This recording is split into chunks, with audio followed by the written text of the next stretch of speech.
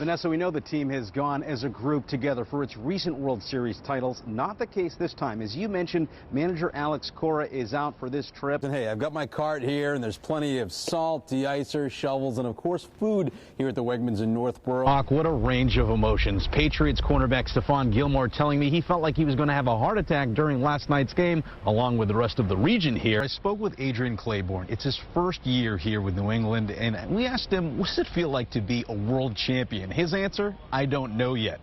The experience is just sinking in. We're hearing at least a couple of days. In fact, crews are still working at this very hour. The street here, Forest Street, lined with construction crew vehicles. When you're paying to park in the city, you know the drill. First you open up the app, then you open up your wallet, the digital one, and then you pay, whether it's this meter or the meter down here, anywhere in the city. Jesse is primarily known for using a big chainsaw like this. He says for the Throne Project, he spent a lot more time using this tiny Dremel. The World War II memorial here in South Boston is one of two memorials that was badly damaged in the city back in March.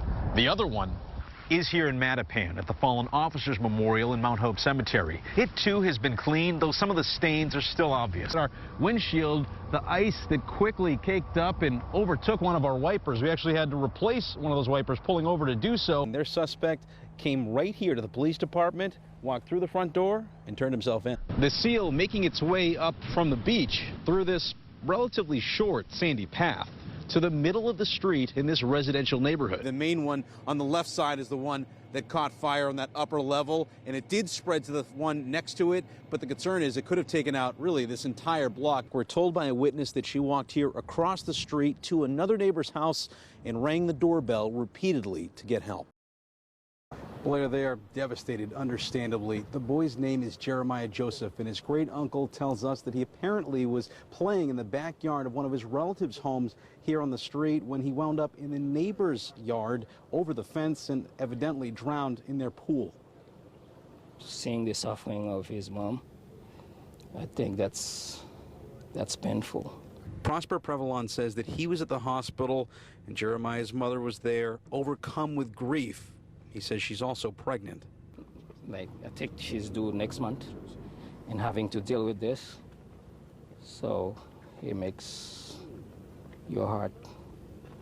Jeremiah was here visiting relatives with his mother when his cousin, Gibson Francois, says that the boy went to go play in the backyard. They weren't worried. He went on the back by himself, but we know there's fence and everything, so we thought nothing was wrong. And then after a minute or so, we call him. He doesn't come back to us. Police were called. Neighbors, including 2 nursing school graduates, came to help, administering CPR until the ambulance arrived.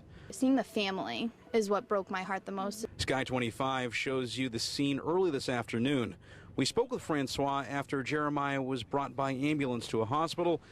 He was still trying to piece together how the small boy wound up in the neighbor's pool. I don't think he climbed because the fence is pretty high, but I still don't know how it gets on the other side. As police and the district attorney's office continue their investigation, they say foul play is not suspected. It might be hours before this thing's repaired.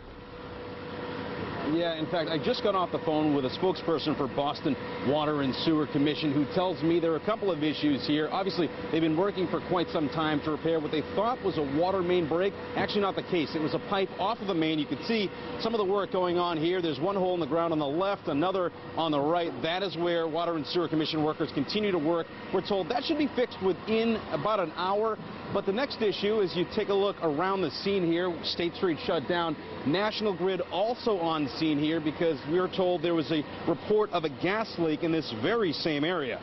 Now, all of this starting around 11:30 this morning. Firefighters were called here to State Street and Broad Street after a pipe broke and water began gushing out, covering a wide swath of State Street.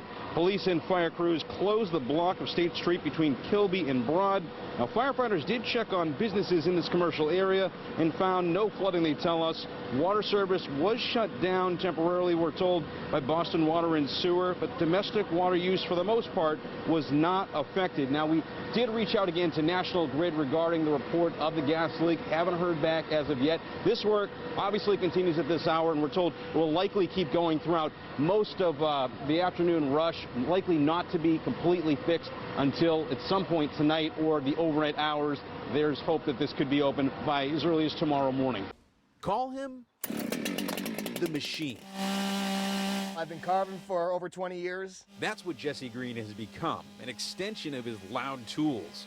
It wasn't always this way. I had no idea what I was getting into and if I was going to kill myself. Over 12 years, his incredible chainsaw sculptures have been featured on Boston 25 News, Zip Trips, and throughout Greater Boston. When we shot my show, American Chainsaw, I went back and did another one in Plainville with Lily.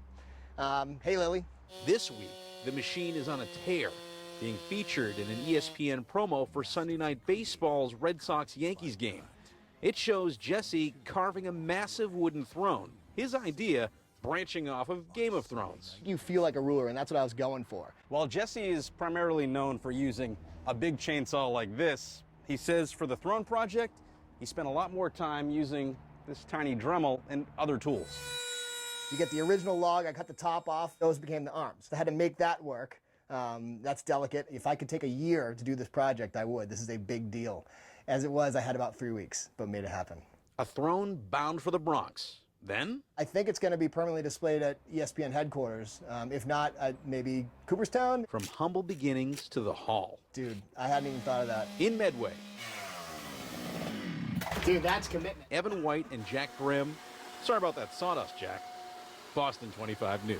That's right. The homeowner and his family were planning to move in next month. Today was actually the first day contractors were working on the house, trying to replace the roof and also landscaping taking place. One of those landscapers found what they thought was an animal behind a shed here. It was no animal. We don't usually see things like that. Edson Marini's company was working on a roof replacement at this newly purchased Wakefield home when a landscaper clearing the property saw something bizarre behind this shed. The first thought was that one animal, and he asked when he saw the jaw, he said, I think it's a body. He called us. I come down, I take a look, and I call the police. As Marini called the homeowner, Wakefield police, state troopers, and the medical examiner were on their way here. Yeah, because I don't know if that was a fresh body or whatever it is. Homeowner Patrick Saudier of Somerville hired the contractors to prep his new home for his family. Thank God they found him because he's been underground for, I don't know for how long. So, you know, God bless his soul. Saudier has a teenager and 2 grandchildren who will also be living here. Not something you'd want them to stuff in. No.